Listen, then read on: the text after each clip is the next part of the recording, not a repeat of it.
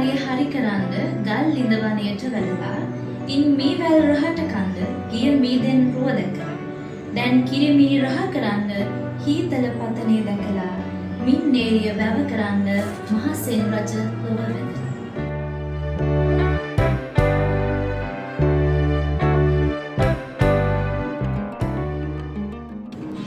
Back to book.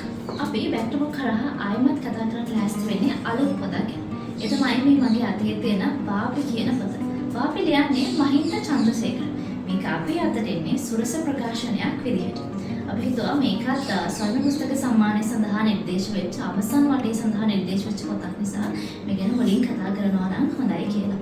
වාපි කියන නම ඇහිච්ච ගමන් අපි ඕනෙම කෙනෙක් දන්නවා වාපියක් කියලා කියන්නේ වැවක. එහෙමනම් මේ පිටකවර බලන්නකෝ. මේ පිටකවර හදලා තියෙන්නේ ප්‍රේම් දිසානායක. අපි දන්නවා පොත් කියවන අය දන්නවා ප්‍රේම් දිසානායක සර්ගේ පිටකවර කොයිතරම් ලස්සනයිද කියලා. හරිම ලස්සන තේරුමක් තියෙන පිටකවරයක් තමයි මේක. කතාවට ගොඩාක් ළඟින් දැනෙන හරි සමීප පින්තූරයක්. මෙන්න මෙතන තියෙනවා වැවේ දේරළ කීපයක්. හරි. මේ දේරළෙත් එක උඩින් තියෙනවා ලස්සන ක්‍රවුන් එක. අපි සාමාන්‍යයෙන් වැවක් ගැන කතා කරනකොට කියන්නේ ගමයි පන්සලයි වැවයි දාගෙබයි කියලා. හැබැයි මේ වැවේ කතාව ගැන කතා කරනවා නම් එහෙම මේ වැවට උඩින් තියෙන අරුණ. මේ පොතේ පිටකවර දිහා බැලුවම මම මුලින්ම තීරණය කරා මේකේ නම් රජ කතාවක් වෙන්න ඇති කියලා. මම හිතුවා වගේම මේකේ තියෙන්නේ හරිම සරල සාමාන්‍ය අපි හැමෝම දන්න රජ කතාවක්. සාමාන්‍යයෙන් අපිට අර පොතක් කියවනකොට අපි දන්න දෙයක් නම් අපිට ඒකනේ කියවන චුට්ටක් අහස හිතෙනවානේ.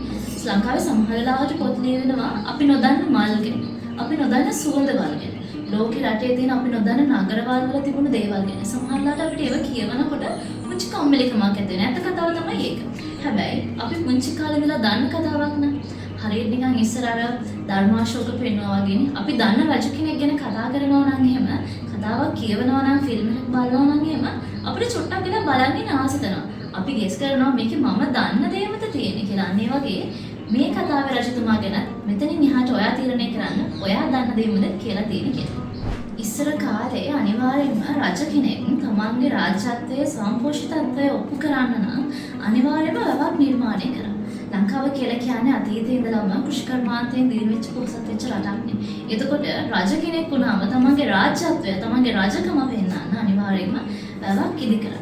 ඔය අතරේ අපිට මතක් වෙන ප්‍රධාන රජ කෙනෙක් එක්ක බැඳිච්ච වැවක් ගැන හිතන්නකෝ. ඒ වගේම ළඟින් යන ගොඩාක් ළඟින් දැනෙන අපිට හරිම වැදගත් කතාවක් ගැන මතක් කරොත් එහෙම ඒ තමයි මේ වාපි.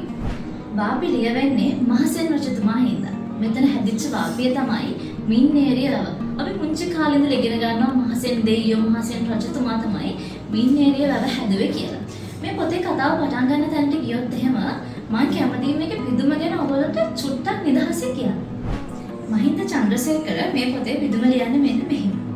නියම් සායෙන් පැලිවලන් පැලුණු පොළව මත සශිකත්වයේ ජීවයේ උල්පත වූ මහා වාපීන් ඉදිකොට තුරුලතාවන්ද ඇතුළුව අනන්තා පරිමාණ බඩගාන කුරගාන ගෝන සරණ අපා දෙපා සිව්පා සියලු ප්‍රාණීන්ට ජීවේදු අපේ පූර්වජයන්ගේ ගෞරවනීය සංකේතය වූ මහසෙන් නාමයට අපේ පූර්වජයන්ගේ ගෞරවනීය සංකේතය වූ මහසෙන් නාමයට මේ කතාව පටන් ගන්නේ රිචඩ් කියන මිනින්දෝරු වගේ.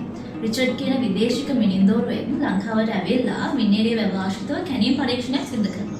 එතකොට මෙයාට මෙතන උදව් කරන්න ඉන්නවා පොඩි ගම්වාසියෙක්. එහෙම නැත්නම් ගමේ ඉන්න මිනිස්සෙක්.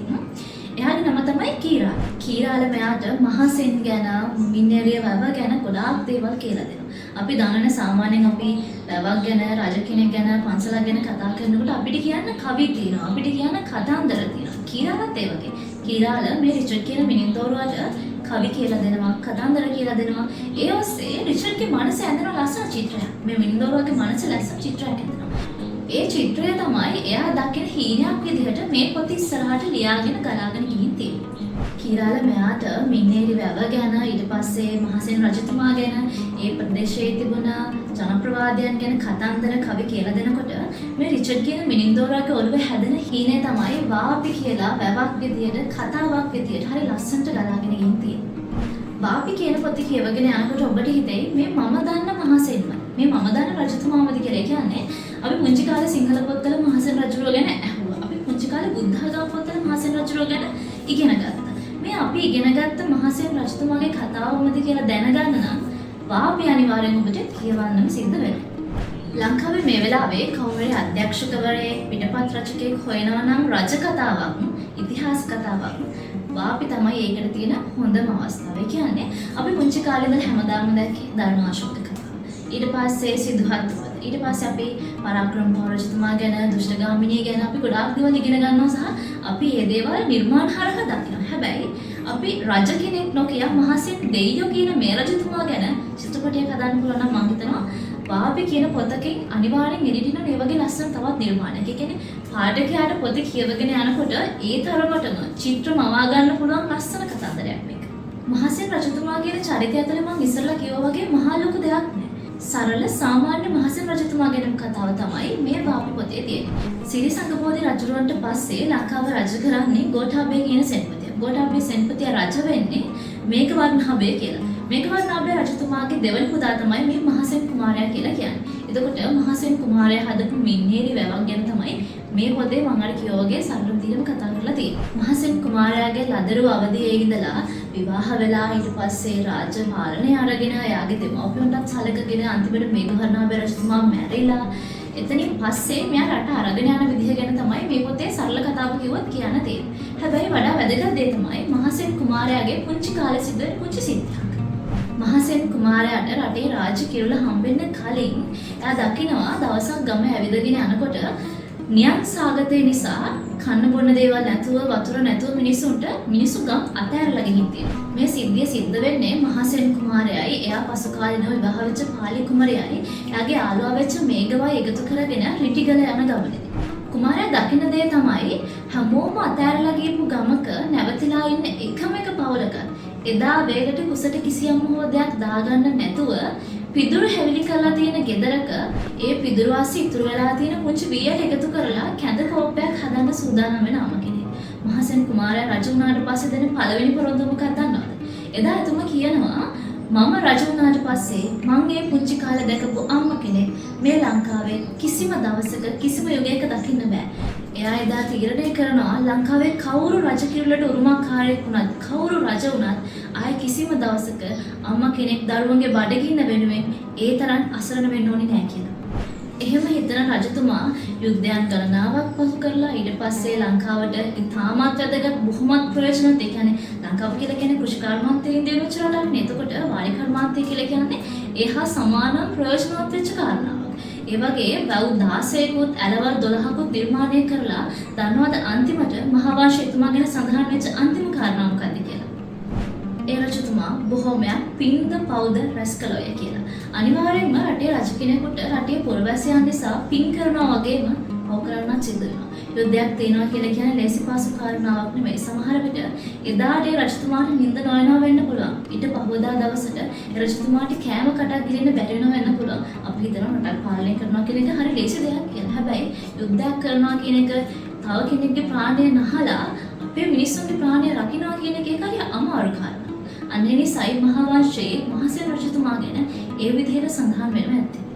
මම කියවනේ මේක අපි දන්න කතාවක්. මහසෙන් දෙවියෝ කියලා කියන්නේ අපි දන්න මිනිස්සු. ඒ වගේම තමයි මේ මහසෙන් රජතුමාට මහසෙන් දෙවියෝ කිව්වේ ඇයි කියලා නිකමට හරි හිතුවද? මේ කතාවේ අන්තිමට රිචඩ් කියන මිනින්දෝරව කල්පනා කරනවා ලංකාවේ මෙච්චර රජවරු හිටියා. ලංකාවේ මීට වැඩිය වැව් හදපු මීට වැඩිය ඇලදොරවල් නිර්මාණය කරපු මීට වැඩිය දාගැබ් හදපු රට ජාතිය වෙනුවෙන් දේවල් කරපු රජවරු ඕන තරම් හිටියා. හැබැයි අපි අනිත් හැම රජ කෙනෙකුටම කියන්නේ රජතුමා කියලා.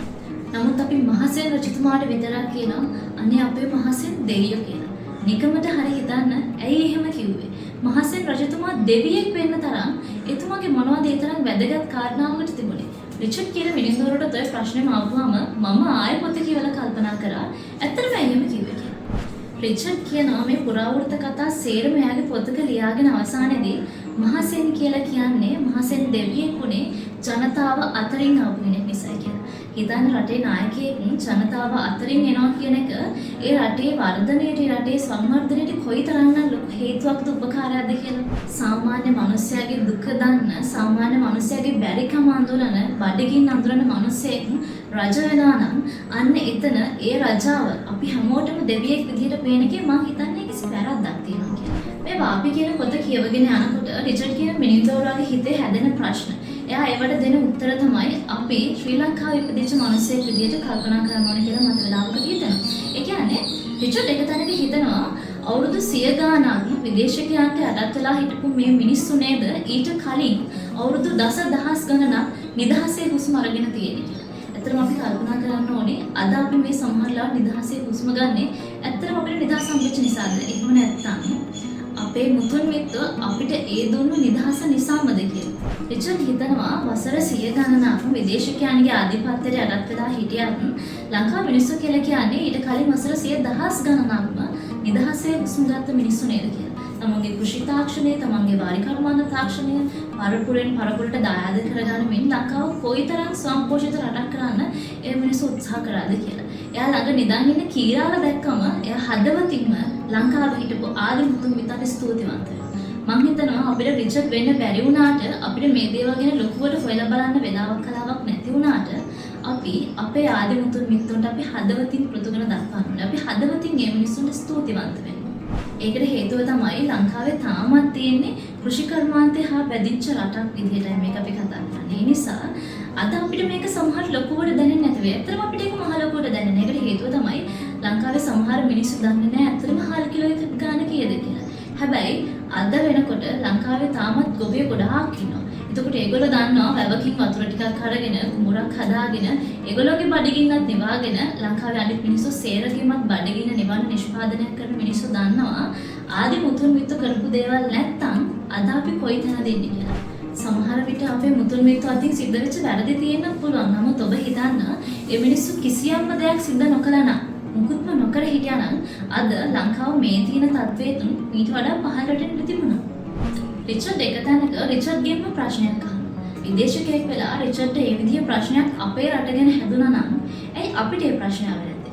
බලන්න මේ පොත කියවගෙන යනකොට ඔබට එක තැනකදී මුණ ගැහෙවි රිචඩ් කියන චරිතය අපෙන් අහන ප්‍රශ්නයක්. අපෙන් කියන්නේ මේ පොත කියවන ඔබෙන් මගෙන් අහන ප්‍රශ්නයක්. 700 දෙනෙකුට එකපාරේ නැගලා යන්න පුළුවන් මුහුදු නැවක් නිර්මාණය කරන දැව වලින් ලෝහ තාක්ෂණය ලෝකෙට හඳුන්වා දෙනකොට ලංකාවේ මිනිස්සුන්ට ඇයි ඒක අල්ලගන්න බැරි වුනේ කියලා. ලෝහ තාක්ෂණයෙන් ඉස්සරහට යන්න වෙනත් හඳුන්වා දුන් තාක්ෂණයන් ඔස්සේ ලංකාවේ මිනිස්සුන්ට ඉස්සරහට ගිහින් යමක් නිර්මාණය කරන්න කොතරම් මිනිස්සුන්ට මග ඇරුණේ කියලා. ඇත්තටම කල්පනා කරන්න ලංකාව කියලා කියන්නේ 11 වෙනි සියවස දක්වාම ලෝකයේ ගොඩක් ඉස්සරහින් හිටපු රටක්. හැබැයි යම් යම් කාරණාවලදී අපේ රටට සිද්ධ වෙනවා ටිකක් පල්ලෙහාට වැටෙනවා. අඩියක් පස්සට තියන්න වගේ කාරණාවක්. හැබැයි ඒ කාලේ අපිට මුල් අඩිතාල මීට වඩා තව ටිකක් ශක්තිමත්ව ලැබුණා නම් ලංකාව තවදුරටත් ඉස්සරහට යන්න තිබුණා. හැබැයි මේ වගේ තැන්වල ලංකාව කොතනද නැවතුනේ? ලංකාව මිනිස්සු කොයි තැනද නැවතිලා හිතුවේ? ඔය ගැන කියවන්න නම් මේ වාපි කියන පොත කියවලා විතරක් හරියන්නේ නැහැ. රටක් ජාතියක් විදියට අපේ රටට වෙන්න ඕනි වගකීම් යුතුකම් ගැන අනිවාර්යෙන් අපිට නිදහසේ කල්පනා කරන්න සිද්ධ වෙනවා. ඒ ගැන දැනගන්න නම් මේ වාපි කියන පොත කියවලා විතරක් මදි. පාඨකයෙක් විදියට පොතක් කියවුවට පස්සේ අපිට හිතෙනවා නම් අපිට කොහේ හරි තැනක් වැරදුනා. අපිට කොහේ හරි තැනක් මග ඇරුණා. අපිට මෙතන මීට වැඩි තව චුට්ටක් කරන්න තිබ්බා කියලා වගේ. අන්න ඒ තැන් ගැන කල්පනා කරන්න. නිදහසේ හිතන්න. අපි ලංකාවේ ඉපදිලා ලංකාවෙන් අධ්‍යාපනය ලබාගෙන ඊට පස්සේ අපි රස්සාවක් කරනවා නම් එහෙමයි විවාහ වෙනවා නම් එහෙමයි අපි මේ සියලු පැවැත්ම නිර්මාණය කරගත්තට පස්සේ ලංකාව ඇතුලේ මේ වගේ පොතක් කියවම අපේ හිතට එනවා නම් දෙයනේ කොහෙද අපිට පුංචි වැරදීමක් සිදු වුණා කියලා ඒක හරිගස්සන්න උත්සාහ කරනවා. අනිවාර්යෙන් මම හිතනවා පාඨකයෙක් විදිහට මහින්ද චන්ද්‍රසේකරයන් පවා මේ වගේ පොත්වලින් අපි බලාපොරොත්තු වෙන්නේ නැත්තේ ඒ දෙයම තමයි කියන්නේ. තමන්ගේ රට ජාතිය ගැන දැනගන්න අපේ ඓතිහාසික දේවල් ගැන දැනගන්න ඉස්කෝලේ ගිහින් දහම් පාසල් ගිහින් ඉගෙන ගත්තා විතරක්මයි. ඒකට තමයි මෙන්න මේ වගේ විශේෂ කතුවරුන්ගේ විශේෂ පොත් අපි කියවන්නේ. එහෙනම් අපි වාපි කියවලා මෙතන ඉවර කරනවත් එක්කම අපි අලුත් පොතකින් ආයෙමත් හම්බ